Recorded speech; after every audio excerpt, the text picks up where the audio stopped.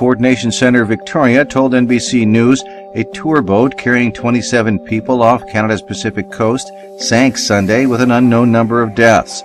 The center was conducting a search to confirm that everyone had been recovered from the boat. The National Department of Fisheries and Oceans described the vessel as a whale-watching boat. The vessel had been operating off Tofino in British Columbia. A spokeswoman told NBC News 8 people were transported to Tofino General Hospital.